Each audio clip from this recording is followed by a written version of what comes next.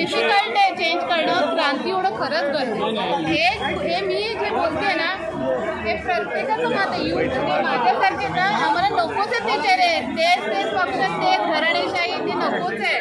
आम्हाला ॲक्च्युली खरं हवं आहे आमच्यातलं कोणी दरवेळेस नवीन पाहिजे.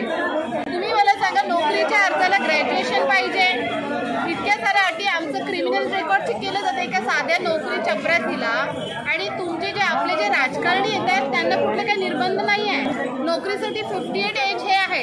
हे लोक 75-60ला सुद्धा तुम्ही आमदार होणार, खासदार होणार, त्याला नाही लिमिटेशन. एज्युकेशन लिमिटेशन नाही आहे त्यांना. किती डिफरन्स आहे, प्रत्येकाने विचार करा. आपण म्हणतो की त्यांना बाजूला करा. मी स्वतः प्रयत्न केला की बाबा माझ्या प्रभावाचा जो आहे तो व्यक्ती काय काम करतो, काय करतो, काही नाही. आणि यांचं रेकॉर्ड पण चेक केलेलं, काही जे आहे ते तर जास्त बोलण्यात पॉईंट नाही आहे, ते एकंदर असं आहे.